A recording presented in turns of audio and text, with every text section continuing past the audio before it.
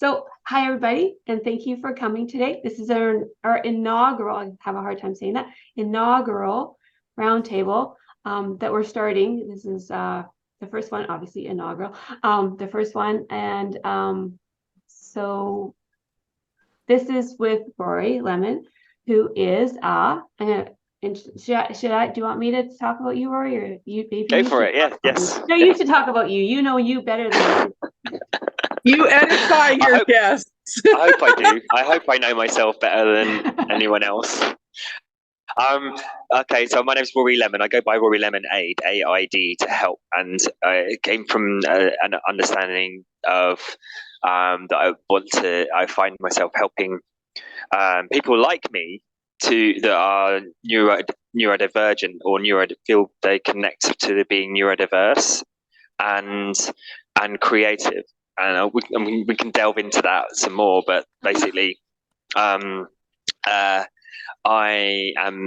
come from a music and DJing into massage, into osteopathy, into health coaching, into being what I call a functional neurodiversity expert. And really, what does that all mean? It means that I discovered I didn't feel like I knew how to communicate all the way through my early 20s, and up until I was 33, I didn't realize I was dyslexic, and I had resentment against the school system because I got my GCSE results through saying that I failed my first language, which may seem like, I felt like I had the power to go, okay, right, I must be this type of person, then I must be an artistic type of person. I must be not a outgoing business kind of person, and sort of really took that aboard myself, thinking that that's what I was being taught from those results at school. And what it did leave me was with resentment for having amazing ideas and a really good heart intuition from studying music that kept me and regulated me safe in my nervous system, through to turning into resentment, through into mental exhaustion, through not being able to explain my emotions when I went through a breakup, my first proper attachment to some kind of love experience, as you could call it, intimate relationship, and which is what I realized was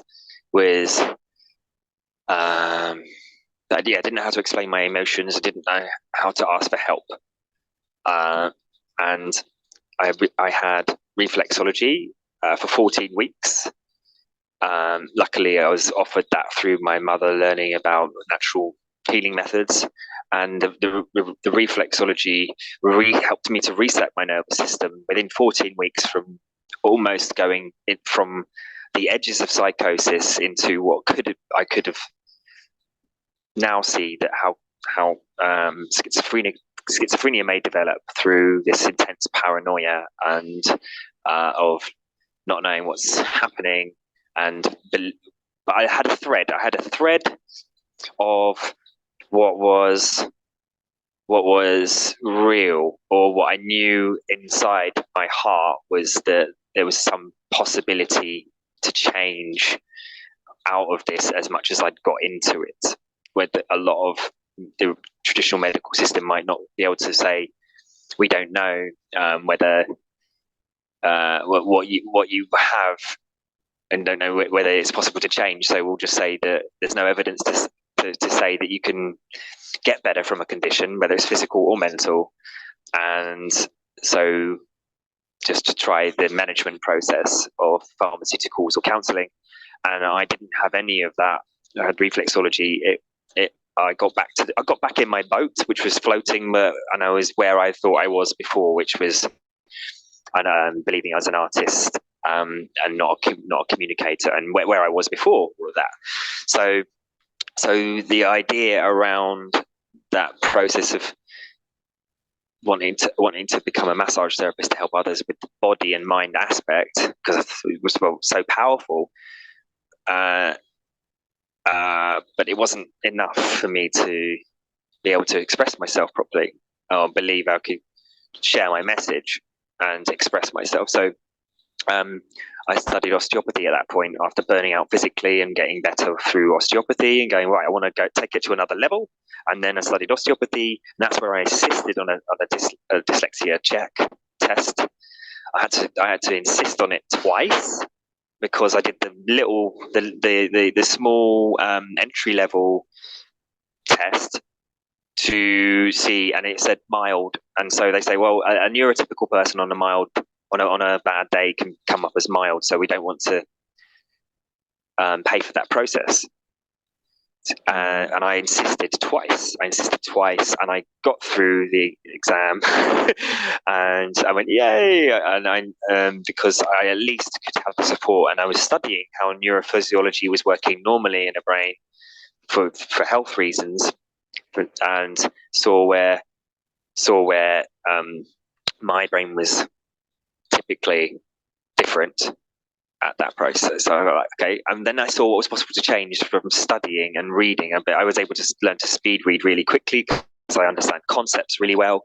And I was like, okay, right now, so that is possible to change. What else is possible to change? And so I've kept on going with my processes and getting into niching down even further from mentorship into coaching, because I want to not just help people that one-to-one where they have they come in and have a pain or a problem looked at, but to also go, how can you look after yourself going forwards rather than just having therapy. I'm not disregarding therapy for any reason, but it's necessary at points. But also there's a way to then take it into coaching where it's like, where do you want to go?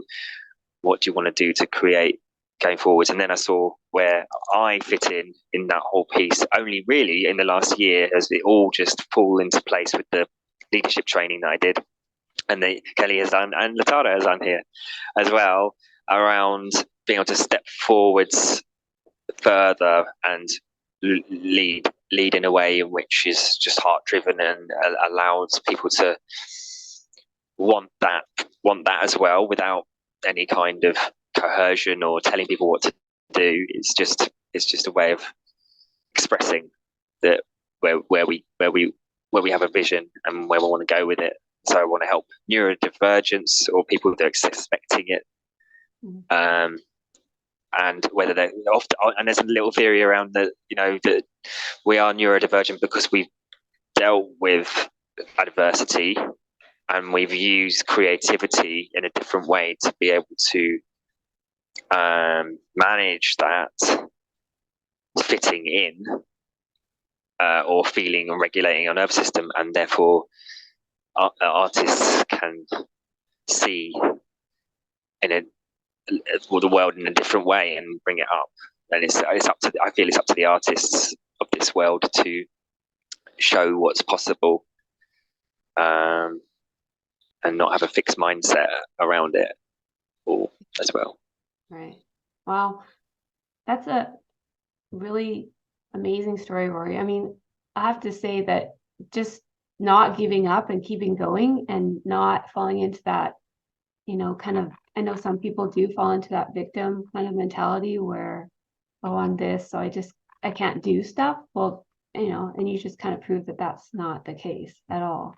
So it's a great story to hear, because I hear a lot of people that kind of just give up because they get a diagnosis or they get whatever. Somebody even tells them, not even a formal diagnosis, but they feel that they are a certain way, and that's not the case, or that's not all you are. There's so much more to it. So thank you for sharing that story. I think it's awesome, and I think it's so inspiring for sure. And you guys, you can take yourself off a mute, because I want this to be more of a a discussion, a round table, and I want to ask questions and that kind of thing. But what we're going to talk about with Rory today is aimless creativity. And I can, for one, say that I have been aimless many times, but then what to do about it, and why it's important to have that clear vision, right? So, I mean, I want to ask you, Rory, what would you define as aimless creativity? I mean, I know I have a. Thank you. First of all, thank you for having me here, and it's a pleasure to be also around people that also really care about these processes. It means a lot to me to be here too. So thank you. It's not just me having an amazing story. It's around sharing and realizing we all have an amazing story. So thank you. Aimless creativity for me. There's what I see as 4 stages. One being dysfunctional creativity. What dysfunctional creativity is where we're stuck in that loop, and the belief system, and the self-sabotage, and potentially anxieties that we don't know how to step out of or such. And I say anxieties, it can range from panic attack all the way through to just depression, or just feeling stuck in some way. Then the next level of that, once we are out of that, we get into the aimless creativity. And I'm not saying that it's a linear process. I'm just saying that we could jump from aimless creativity to dysfunctional for a bit I'm not saying I'm just saying that these are the 4 categories. One's really feels negative. One is aimless and feels like maybe we're getting on with stuff, and we may be pleasure seeking, or not knowing how to really be in creative flow of where we want to go most of the time. That could be procrastination, or something like that, where we haven't got clear on the vision, like we mentioned just then as well, or that it's sort of in and out of it, in and out of that process. So, and then I'd say that there's functional creativity, which is to manage and understand how things work well, and you've got a project to work on, and you're not caught up in stuff, and you've got most of the time you're in creative flow, and you're getting on with projects, and it's fun and it's great, and that works for you.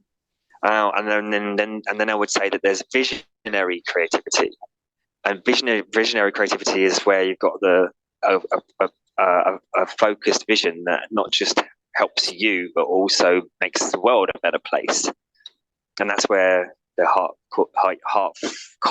heartfelt leadership comes in, and it's often where I feel like it's the genius of the visionary genius. And that's not just, there may be people that have more of a born into a way in which they can access that more easily, but it's possible for everyone to have to be a visionary if they believe it's possible, or they have the opportunity to learn that the way to access that, if that makes sense. So working back from that visionary creativity, where we're creating all the time, whether we're manifesting it subconsciously and not doing something with a conscious desire. It's all more habitual patterns, and again, that might be good for us some of the time, but it's not necessarily getting us where we want to go. And then there's the aimless creativity. It's that area we're talking about that potentially is where I am, where I've been before, where it's just believing who I am, which has kept me safe in some areas and not stretching into, or not having a clear vision of where I want to go. So that aimless thing is just the subconscious patterns going, well, I'm going to do my music. I'm going to create music until the cows come home to feel safe. But also I'm not sharing it with the world. And that's where I had a perfectionist element to me. And I just wasn't bothered about sharing my art productions. I just wanted to do it because I wanted to create something for myself, which is almost visionary. It's almost visionary if it's not like helping others to see that they can do that too. Then it becomes, or sharing it with the world. That's where it becomes, I'd say, more visionary. Right. So that makes sense. Yeah, I actually had told a story like on my last challenge that I had an instructor when I went back to school, and he had me put up my photographs to show people what I was doing because I told him I didn't want to share. And he came in and he was like so mad. He's like, I'm so mad at you. I'm like, why? What did I do? And he's like, you're not sharing your photography with the world. That's so selfish. I'm like, that was like a total like mind-blowing kind of thing. I never thought of it that way. I just thought kind of like same thing. Perfectionist, it's not perfect, it's not good enough or whatever, which is not true, you know. So Yeah. hey, Erin, you got a question? Not really a question. I envy you because I never had those kind of experiences either with my family or with my educators growing up. So like, no one believed in my artistic abilities. And so after a while, as I grew from like child, teenager to adulthood, I just stopped being creative because I didn't have anyone who believed in me that way. Right. And like all the people along the way from like either my family or like the teachers who like were teaching me never had confidence, or they had like their favorites and I wasn't in there. And so every step of the way I had people being like, either being like, oh well, artists don't make money, so therefore art, like being creative, being in the artistic field isn't a good career option because the myth of the starving artist. Or like even my art teachers were like, you're not good enough to get into art school, so why bother? And so after a while I just gave up on the idea of ever being creative. And then a couple years ago I was Facebook friends with someone, and her husband was an artist and heavily involved in the art community, and he actually had like his own private art group, and she was showing him some of my art. Sorry, my cat's just being a pain. And so she was showing him some of my art, and he knew where I worked, so get off. Sorry, I'm using my laptop as like a stand, and my cat's being a brat, like he always is. And so like he came up to me after work and he was like, I'd pretty much stopped being creative at that point. And then he was like, I see you have the talent. He's like, why don't you come to my art group? And he was really the one who opened the door and made me believe in myself more about like my artistic abilities and stuff, and like was encouraging me to like pursue the art, to like stop doing everything else and like drop all the other labels and like to like pursue art in a more serious way. And so yeah, so you guys just talking about that stuff, I was like, I wish I'd had like the people or influences when I was a child, or like even the teachers, to be like, hey, like I see your art and like you're really good. And then maybe I would have had a chance to pursue that stuff much earlier rather than my mid to late 30s.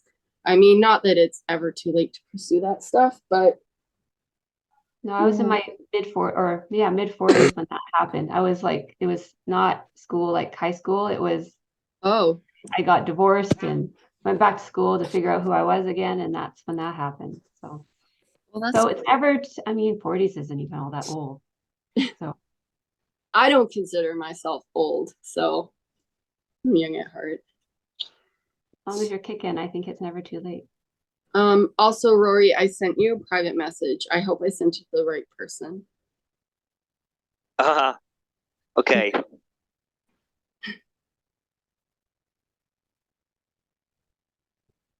Oh, yes. Okay.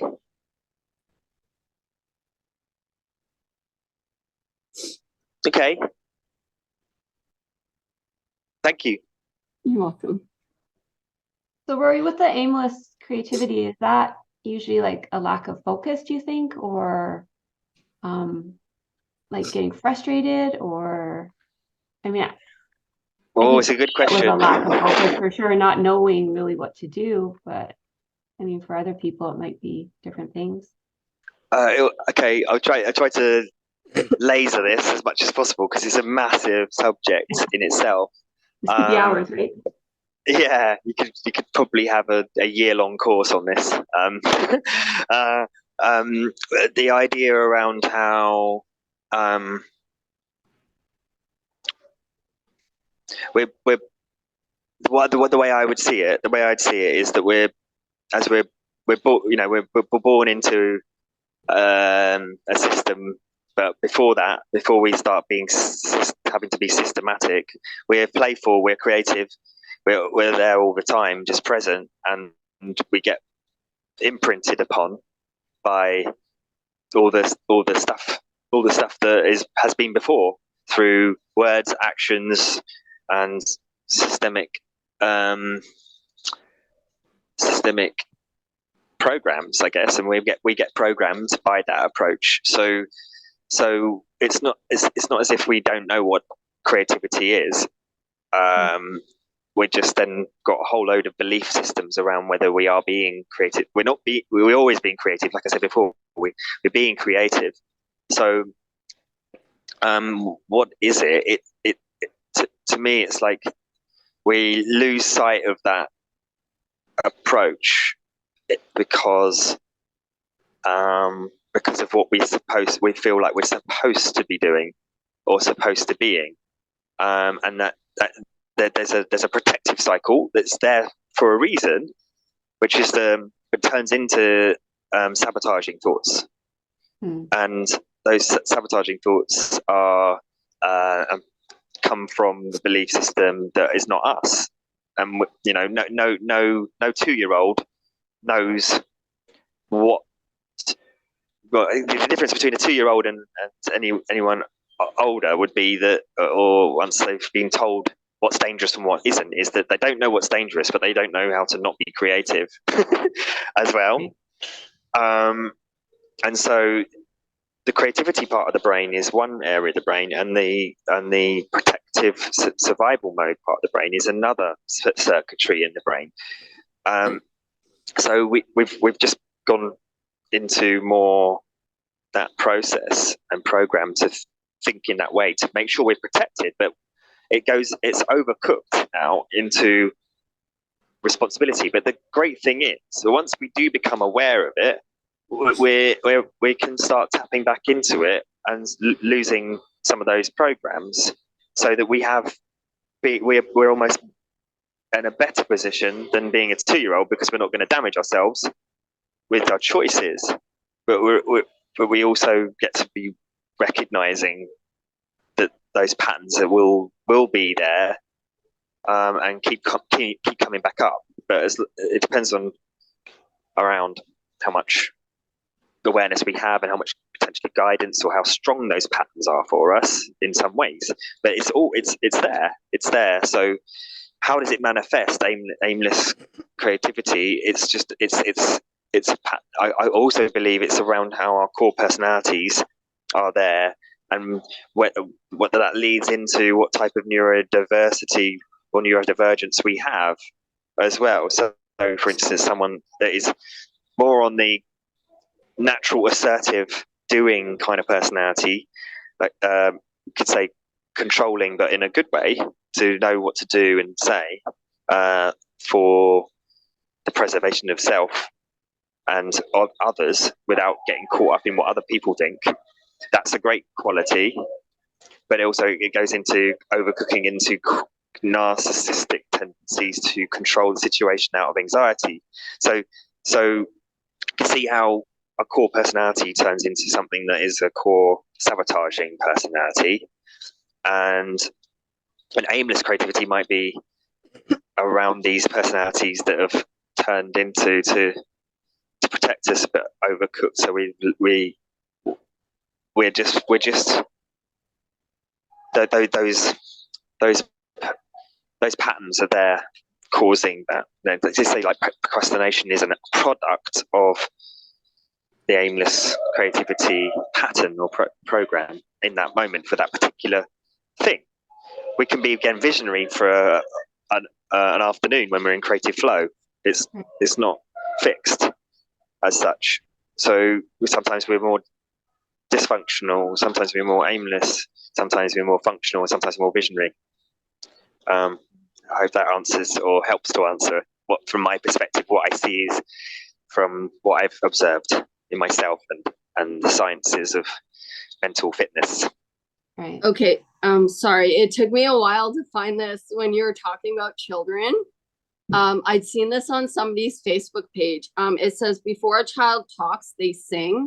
Before they write, they draw. As soon as they stand, they dance. Art, and then like obviously like these are the fundamentals to human expression, art.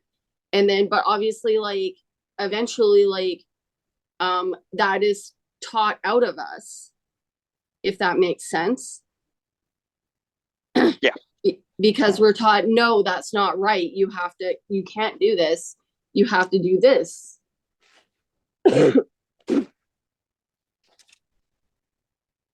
Sorry. This is my cat. Yeah, the cat's being creative there. This is my cat. He likes to be the center of attention. Isn't that right? Well, you touched on it a little bit before, Erin, that, you know, nobody kind of told you that your art was good. And I heard that a lot too growing up, that, you know, that's a nice hobby, but you can't get a job doing that. Pushed down. And I grew up in a family of not creative people. My brother was very smart, book smart, like Yeah, has masters in kinesiology and all that stuff. And yeah, I think it was worse for me because, well, I come from a blended family, but like between my mom and my dad, I was an only child. So, I didn't have anything to live up to, I guess. Sorry, I'm still sick. Although much You have to better. apologize. Terry, you're very No apologies necessary. Sorry, the dog's barking. I said, Latera, you're a very creative person. So how did you kind of deal with that? I mean, all of you guys are probably creative. I know Carol is as well. Yeah, I heard that similar thing that you did, Kelly, that yeah, it's a nice hobby, but you can't really make a living at it. So that's when I started redirecting my focus. Interestingly, my sister ended up getting a master's degree in fine art, but she still doesn't know how to market herself. She still doesn't know how to get herself out there. So like, I'm just amazed at the the school system that's like, yeah, Well, you've invested your entire life into this profession, but we're not going to show you how you actually have that be your profession instead of working as a minimum wage worker somewhere. so here's what I find interesting is I have a friend. So I got my bachelor's degree, but I had a friend who had an art business and she was only getting her diploma.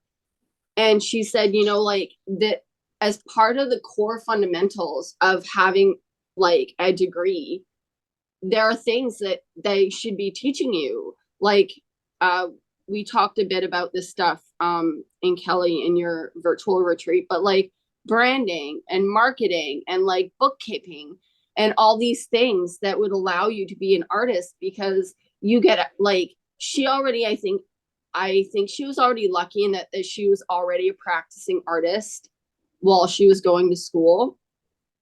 And so like she kind of already had that stuff. But it's like, then you get out of school, it's like, what do you do if you want to be a practicing artist? You don't know any of the things that you need to know for business. Unless you're actually taking business classes to be an artist. Yeah. I think every for dentist office, and when the dentists come out of school, they do not know anything but dentistry. They don't know how to run an office. They don't, you know, they have office managers, they have receptionists, they have all of that, but they have no idea about the accounting processes or anything about the money. All they do is know the dentistry. I think a lot of degrees, a lot of professions, they don't focus on that at all. So anyway, It's actually, yeah, that's yeah. my I hear you. I hear you, Carol. And actually, it's a very similar. Yeah, I see the similarities in with osteopaths in, well, especially in the UK, is that the osteopathy has come from a set of principles. It's a philosophy, but it's also very skill based. You know, in the UK, it's actually it's all about manual medicine, rather than in the US. To be an osteopath, you get to be a doctor first, and then it's an add-on, and then by that time it's more adding some principles around it. They can still prescribe, so they're kind of in the system of, which is great if you can find someone that still wants to do the manual side of things rather than just a holistic approach to general prescriptions and stuff like that, and functional medicine. But in the UK, it's very much skill based, and it's an art to the process. And even when you come out of it, it's you get to practice your skills. You learn how to start doing it by the time you come out of the degree. It's really, rather than the actual being able to say I can do it. It's like this is like the driving test, right? You show that you're safe, and then it's like I get to practice it to actually it become automatic. And so that's the skill base, but there's also there's none of the business training. And one other thing I would say that I'd add to all of that is that I was watching a great little there's the Sadhguru, you know, Sadhguru. He's a Indian philosopher,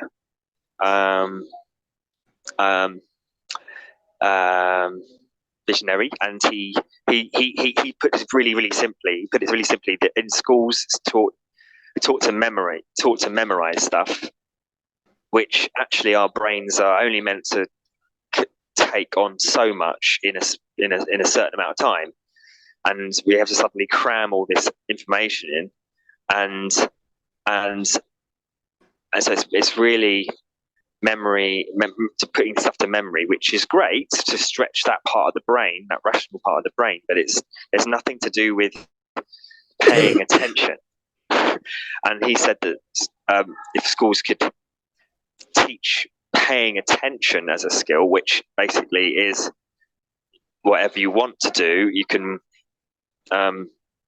pay attention to whatever you're doing, then it's going to be much more satisfying to be able to pay attention to enjoying the moment, and that keeps the creativity side of the brain fired up as well.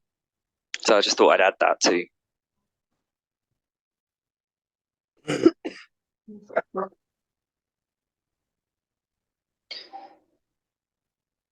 Sorry, the dog's going. Rory, if I may, that Yes. was I love that.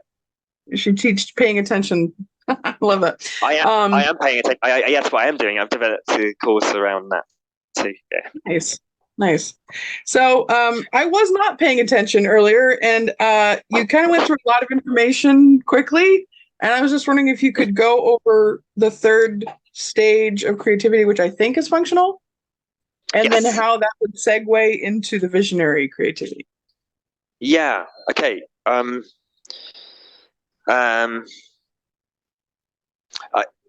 We could work backwards through it. If you've got visionary creativity, visionary creativity is imagining what you want in the future and being clear on it and being driven towards it, and it's usually what you can bring to the world as well. So it's being able to create from a process of, okay, so my vision is to help neurodivergent creatives share their gifts and talents with the world, 100 million of them, in fact, by 2033.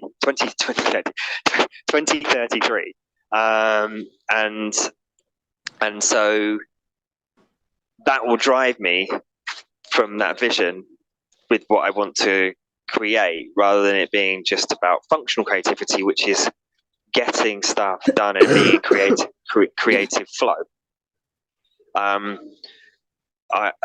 Which is a stage. You know, you could look at it as an escalator, as it were, if you've come from a point of view of being really stuck in dysfunctional creativity loop for a while.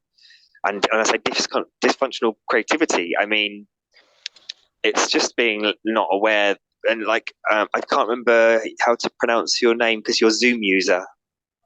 What's your Aaron. Karen. Aaron.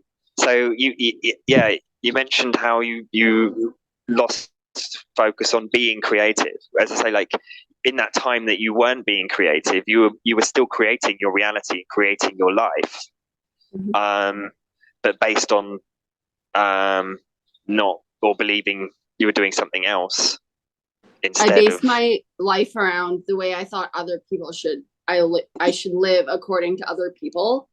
Yes, and that was not necessarily. It's just a subconscious pattern, right? And you were still creating. That's the point. Is that creativity is a source. It's a power. It's happening that we can tap into it. And that's what I feel the difference between. I shouldn't say that I gave up creating altogether. I was still creating, but it was more like my friend would be like, "Oh, could you draw me this?" So I'd be like, "Okay, I'll draw you that." Like, but it wasn't because I wanted to create something or I had the inspiration to create something. Is more like every once in a while people would be like, "Oh, can you do this?" or "Can you do that?" And then I would just do it. But like, I didn't have the energy to do anything on my own. Yeah. Thanks for sharing. It's important to recognize these things. It's also important, I'd say, as to add to this, is that once we recognize we're doing dysfunctional creativity, we can also get worried about how that's happening, and which then actually is the worry that will then keep the cycle going. So it's, as soon as we can be aware, I'd like to say, know your ABCs. Awareness brings choice. And so as soon as we're aware that we're in that loop, we can get to just notice how we feel without the story. Try to separate the space, separate the story from the signals of the immune system or how we're feeling. And often it's all glued together automatically in the brain as a belief. Okay, I've got pain in my arm. Oh, I've had it before. It's that. For instance, as an idea around what that pain might be about, and it's automatic to go, oh, any emotion is like, oh, why am I feeling that? Oh, it's because of that. And we have a story attached to it. So it's that ABC presence and paying attention to just the feeling, so that we get space between the signal and the story. So signal, space, story. Oh, is that story a useful one? Because it can be useful. Again, all these emotions that come up are there to go, hey, pay attention to something, but not necessarily believe in it automatically, which is what we have done in the past as humans. This is human. And we're all, I'd hope, having these conversations is where we're getting more and more aware. Even if we're shining the light on it, it seems brighter. Would you prefer to be in the dark, stumbling around with the signal and the story together? Or would you start to create the space and go, oh, okay, now I can see the mess in the room, all of it at once. And that's where we could worry about the dysfunctional creativity, but just signal, space, story. Awareness brings choice.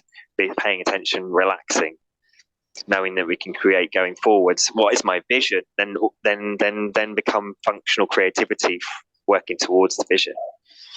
I know this is probably a bigger scale and probably not something you can address completely, but how would you, I guess in the shortest way possible, how would you suggest somebody open up that space and get that awareness even to start? Like, where's a good place to start if you're going around in circles and you can't seem to find a path or a focus? Or two elements, very simple. And it's more simple. That's the thing. It's so simple that it gets hidden. It's hidden in plain sight. It's paying attention. So the neurophysiology is that we're stress response brain or creativity brain, and it's literally a switch of focus. And that focus, when we pay attention to it, is to relax and just focus without the story. That automatically does the shift. So the more we're doing that, the more we can get into that habit. The more we let go of those stories. And so there's a slow process to it, which is to practice that shift. The initiation into mindfulness is the powerful part. It's the most powerful part. It can take 10 seconds to take that shift, which takes the energy to the other part of the brain, which starts to create neural connections quickly. It's that quick. But if we don't realize to stay there or keep going back to it, it just keeps adding to whatever we're adding to. So it's what in positive intelligence terms, it's PQ reps, which is to take little mind gym visits, which is literally what sensation can I focus on for a short amount of time, 10 seconds to 90 seconds. It's that short and regular. It's short and regular will be the most quickly and efficient way of changing the shift in the brain. So 10 seconds of rubbing the fingertips together, getting really, really, really, really, really into the deep sensations that are there. That's the sensation of touch. That's mindfulness, but it's also just the initiation of it that's most powerful. So if we remember to just do it, 2 minutes every couple of hours, that's way better than doing half an hour's meditation in the start of the day and then letting our stress resilience go down over the day. So remembering, and then this is remembering. This insight is useful, but it's remembering to do it. So it takes us on to other techniques. There's other techniques to help shift, which is things like getting help with it, and that could be something like hypnosis or other energy transformational techniques. There's a number of them. I don't practice those myself, but I do practice a type of coaching, somatic coaching, which does that work. So there's doing it yourself, then there's having guidance and coaching to go with it to get it in practice, and it's like a habit to form. So it's short, intensive 8 weeks, for instance, will start to get into a habit going forwards, and then some regular guidance, accountability going forwards, and that's what I've seen shift in myself. Can we do that for like 90 seconds? This?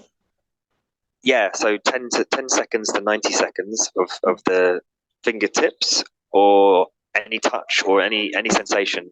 So for people with more ADHD style manifestations or traits, visual acuity is really useful for getting back on focus. So focusing on one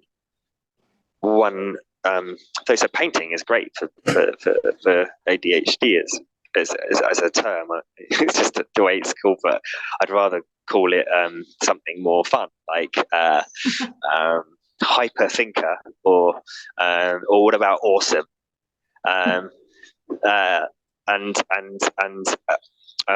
Looking at something with attention to detail, but without judging it or knowing it doesn't, or noticing what we're perceiving and going, oh, that's a table that I'm looking at. I'm letting go and just getting really focused on the attention to detail of what it looks like. It's a signal straight to the brain to say I'm paying attention, which then creates more attention. So it's a useful tool to remember, specifically for when there's a bit more lack of focus at that time.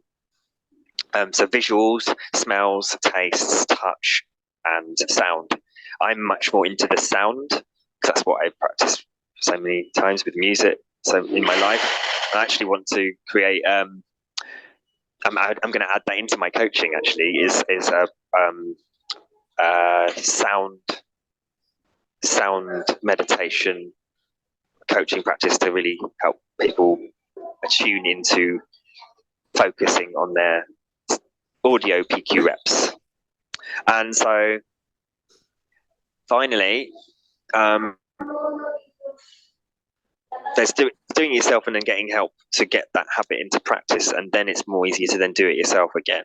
So you find out whether or not it's possible by just giving it a go. That's what I'd say.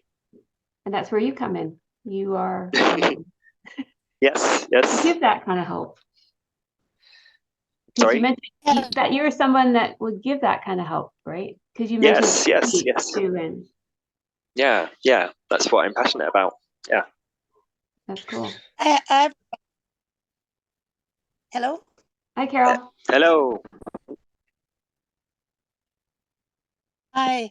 I am one of those that has like, I don't know, 6 different art forms that I do. I can't just do one. I admire people, like I have friends that do watercolor and that's what they do, watercolor and mixed media. And it's like, that's what they do. But I cannot do that. Find one art form just isn't. I like a lot of different art forms. So how do I sort myself out? Like I was at a fair this weekend and I had all the art forms there. And in retrospect, I realized I probably should have focused maybe on 2 for that particular fair, and different ones for different fairs. But I really find it difficult to just stick to one art form. Any suggestions? Well, what I'm getting from that initially is that that's something that you'd like to change because you're mentioning it. Otherwise, there wouldn't necessarily be an issue with it unless you think it's an issue. So what is it that why is that important to you, or what is important to you about making it one art form? Well, I don't know that I want to make it one. I just somehow I need to direct myself better to sort of put my art forms in separate boxes instead of clumping them all together when I do stuff. Like I do watercolor, I carve in stone, I make jewelry, I facet stones, I work in glass, all of them. I do enamel. They're all different art forms. One of them, but can I just jump in here? Focus better on. Yeah, please.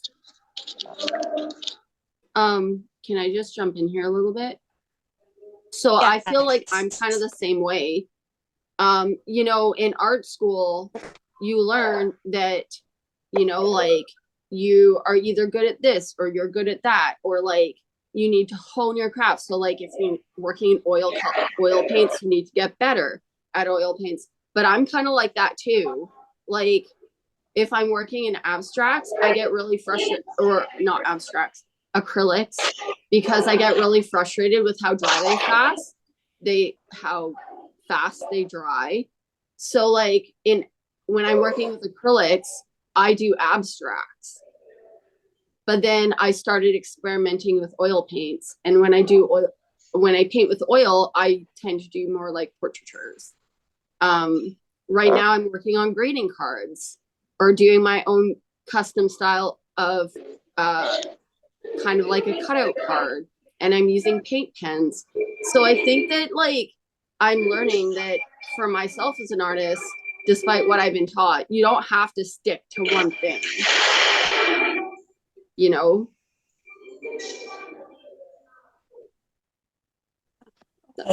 Okay. Yeah, because I can't stick to one thing. I never have been able. So yeah, I think that it's okay for you to just go with the flow and work on different things and kind of be a jack of all trades. I feel it depends on what you want to achieve, or what you want to create. And that's where creating that vision for yourself and working backwards from that, that's what I think is useful. Because then, what are you doing it for a reason? Is there a reason for creating that art? It's a bit more of it's something that's difficult to just quantify quickly in a quick sentence. So it's one of those things where what do you I just pose the question that it's worthwhile sitting and for like an hour or so and applying your focus on what it is that you want to be doing. What is driving you?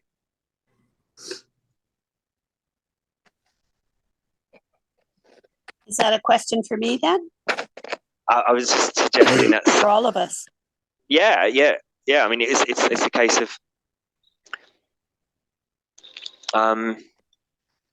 if there's something that you want to find out, it's a process of what it is that you want to do and getting clear on it and making a picture of what that looks like, so that you can then go, well, what ties in with that? It's like it's in some ways it's a way to look at the people, and even the people in your life. There's often a way to go, well, are the people in your life, are more of them celebrating you for who you are, or are they telling you what to do?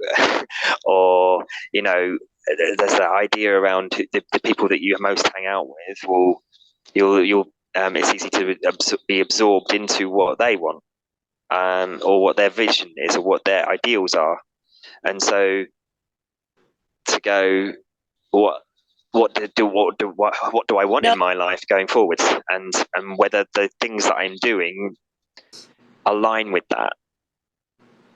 I hope that makes sense. That's not the case.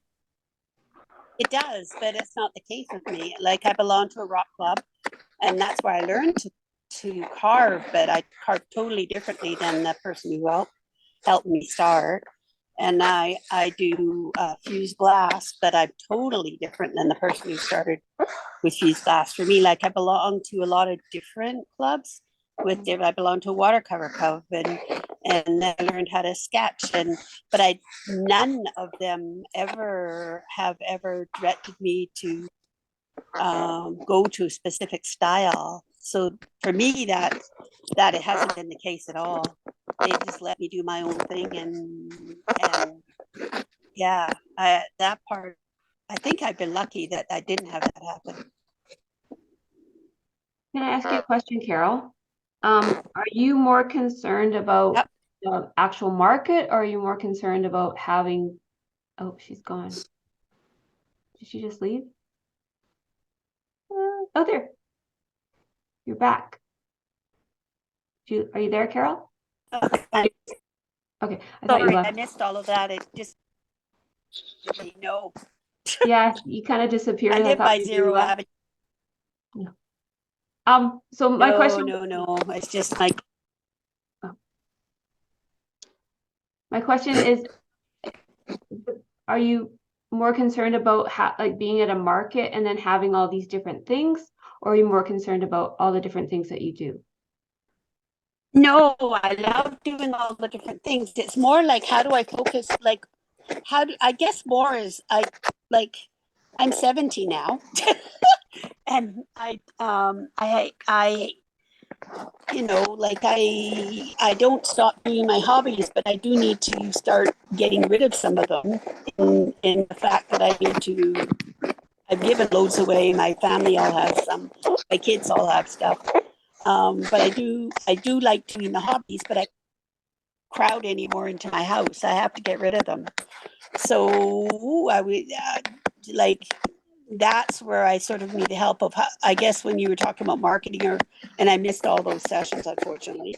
But how do you? Hear it again. Oh, there you. Did she disappear again? No, she's back now. Looks Yeah. like. Are you there, Carol? Goodness. I'm here now again. I was quite pleased because it was working to the end. But anyway, yeah. So probably going to disconnect it again. I live really close to Zero Avenue, so No, on that's the U.S. probably why. border, so it seems to be bad reception. Yeah. that Anyway, Well, I mean, the recordings from the thing are still up from the retreat. So if you want to watch them, you can. We can also get on a call and talk more about some of your concerns as well. Maybe we can figure something out for you. Yeah, hopefully that'll help you. Can you say something, Erin? okay. Thank I you. was just gonna, this doesn't have anything to do with this. For my profile, when do you need a picture by? Oh, anytime. Because my, But we'll talk later. We'll talk about that in the, I'll give you a call later. So we're almost kind of running out of time. It's 1 minute to 1. I would love to say one little thing, if I may. Yes, of course.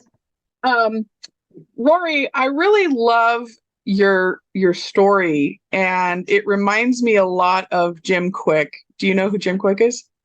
Yes, I've heard a bit about his story. Yeah.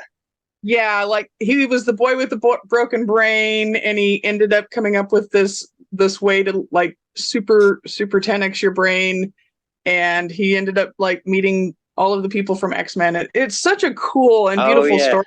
That's cool. And your story reminds me of that, because you learned all of these things about how we function as human beings and creativity and how the brain works and all that because of your neurodivergence. So, I mean, I think it's really cool and powerful that you've overcome obstacles by being creative and coming up with your own way of learning and adapting. So I just wanted to make that comment. Oh, thank you, Laura. Thank you. And that you're sharing it with other people too. I think that's great. Yeah, I think it's a conversation, having these conversations, inspiring what's possible to change, because it's really not really, it's not celebrated. There's things about how I've got an idea for a book, and it's called The Story of the Human Mind, and it's really looking at where we've come from, and but sort of playing with it a little bit like a story, but also based on as much as we know about things. So it's meant to be completely factual. It's not meant to be completely fictional. But it's a case of the story that helps us to understand where we're at now, where we've come from, and the fact that it's not just history repeating, because we are, I believe, more conscious than we ever have, but we're seeing more of the mess that is there because we're more conscious of it, and that initially is shocking. It's like, turning the light on and like I said before, turning the light on and seeing all this room full of stuff that's just been left about, and it's like dusty, it's moldy at points, and it's also really cool stuff, and it's all really like, wow, there's so much amazing stuff here, but it's like mixed in with a whole load of mess, and how. And that's what I used to struggle with, tidying my room, because my ideas would have to be about me, so I could actually remember what I wanted to do. And I'm just getting into the habit. 46 now. I'm just getting into the habit of doing all that stuff myself. So it's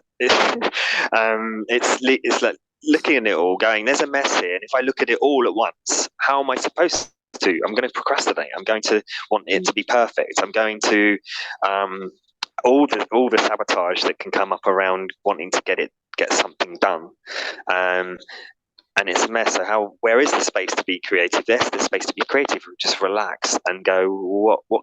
what next step can I take, and right, pick one thing up, give it a dust, start putting things in order, clean things, put things into piles of like with like, and then start to box them up or whatever it is, package them up, and then when that light initially comes on, it's just like, wow, too much, and then so yeah, we're able to now see and start tidying it up.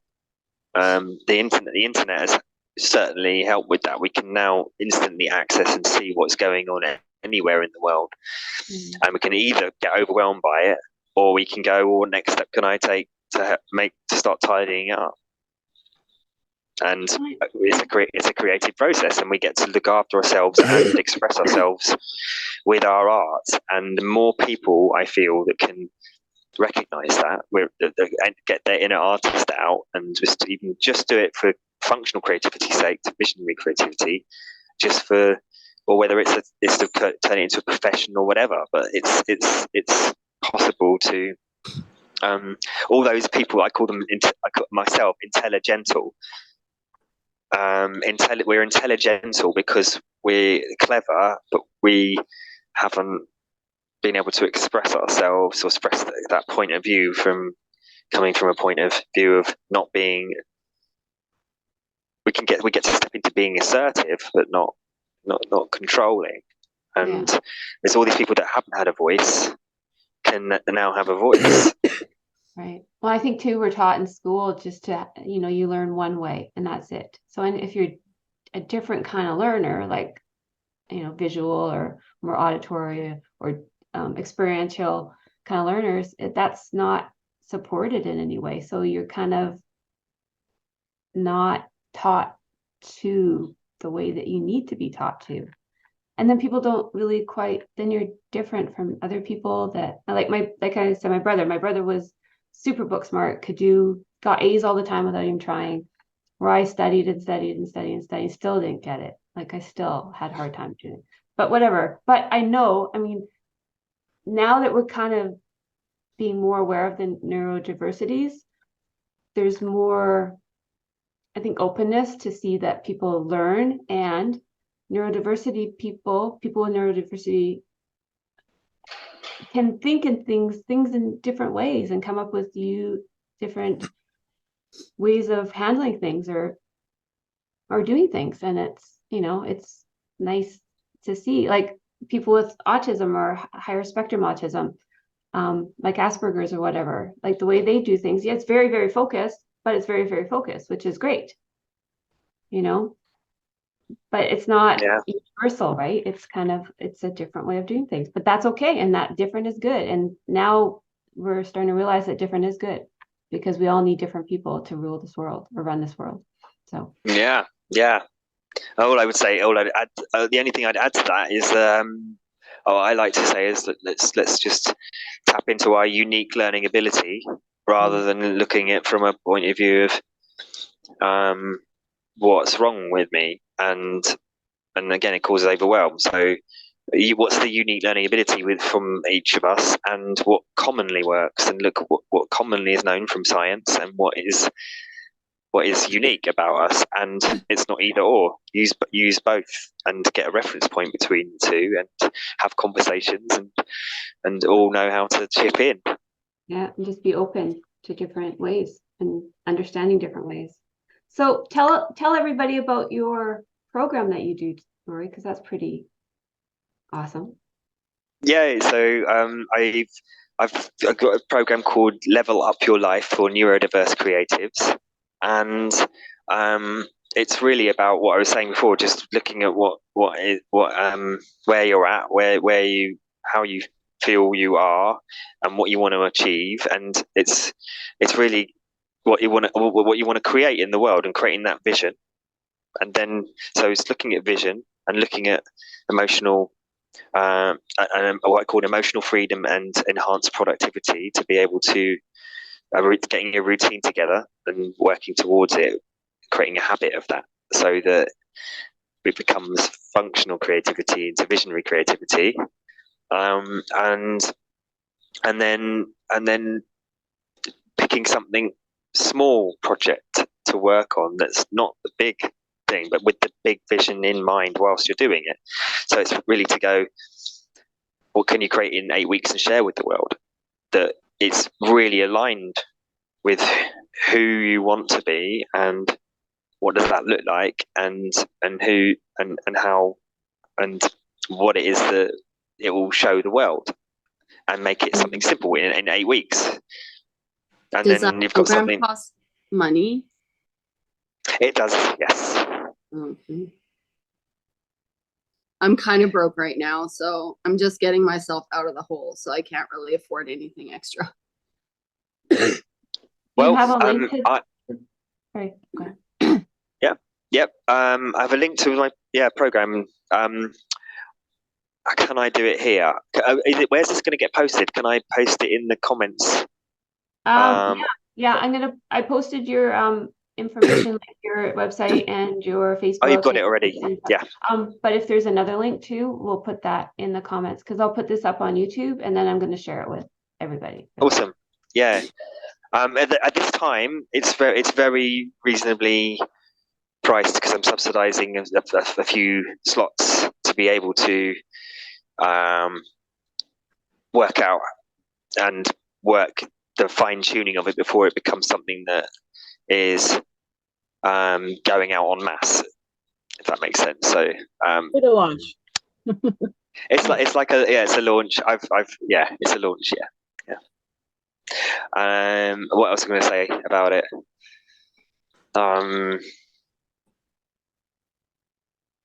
I can't remember now. Yeah,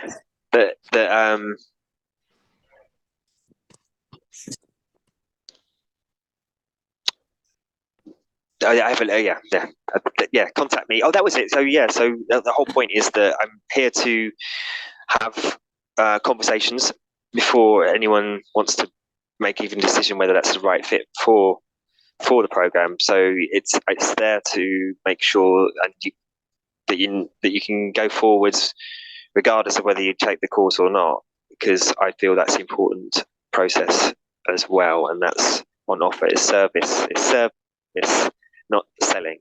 It's you choosing whether it's the right fit, and I just go, yeah, I'm sure it's the right fit. I don't want anyone to do anything where they're not sure, and I'm not sure whether it's going to work or not, because what's the point of that? That's a waste of time, and I would just have people that don't get it and don't get the results they want.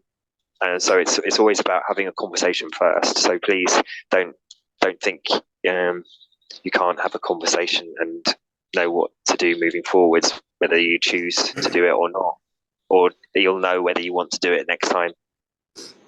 Right. Do you have a Calendly link too for that people can sign up? Yes, I've got a link. Did I send you the link? Was that the link tree that you sent? No, I have your email, Facebook, LinkedIn, and your YouTube channel.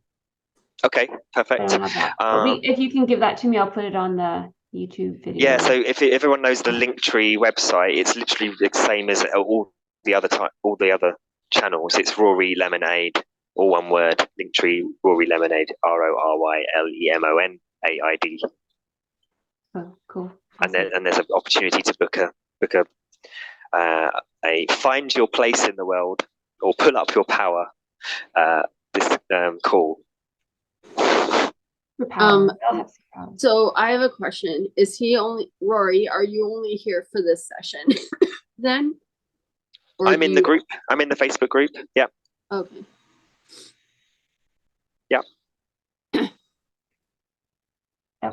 I mean, we could talk again. No saying that we can't talk again. We can have Rory on again. Latara is going to come on soon, right, Latara? Yes, I'm looking forward to it. Yeah, so we're going to be doing these roundtables twice a month. I'm going to offer it for free for everybody until the end of this year, and then I'll reevaluate. But till the end of this year for sure, because like I said, it's a new thing. So I want to, get input, get feedback, get, you guys, seeing how you like it and progress from there. Latara is like a genius at technology, marketing, what else? Everything. She's a photographer. She's writes books. I don't know. You do freaking everything. I don't even know. Unmute and tell us all about you. Yes, I'm like Carol. I like to dabble in a lot of different things. That's me too. I think it must be most creative types because you get bored with just doing one thing. True. I have fixations, so it's whatever I'm fixated on in the moment, and then I get bored of that, yeah, and then I'll move on to the next thing. Yeah, I hear that. So Jenna, Right now, I see that you came late, so I will be posting the link to. I'll probably put it on YouTube, so I'll send out the link for that later once I get it all loaded up and stuff. And so I know you missed most of this, but you can watch it again later if you like. So so I'm gonna kind of respect your guys' time because it's already 1:15, so we've been here a little longer than expected, but it's not like it was boring. It was pretty interesting stuff, I thought. So Yeah. yeah, thanks so much, Rory. This is awesome. Yeah, thank you guys, and thank you guys for coming to the Thank you, inaugural Rory. one. Thank you, Latara. Thank you, Kelly. Thank you, everyone. Thank you, Carol, Thank you, Jenna, Rory. and You get to be honored by being our inaugural guest. yeah, it's been brilliant. Yeah, I love these conversations. it's always good. So hopefully Latara will be here next time. We'll have to talk. We will talk. Yeah, let's confirm that date because I do want to. Yeah. I want to make sure. Yeah, for sure. Probably in a couple Honor weeks that, we'll yes. do it. We'll do it in a couple. What is the day? Today's Tuesday. Yeah, every Tuesday, every other Tuesday. So maybe the 24th. But we'll talk for sure. Wonderful. Thank you. Thank you so much for inviting me. Well, This thank was you awesome. guys for coming and being here Thank for you. our inaugural one. I really appreciate it. And thank you, Rory. That was awesome. Yeah, like I said, I'll be sending out the link. So if you want to watch it again or if you missed anything or you can go back and repeat or whatever.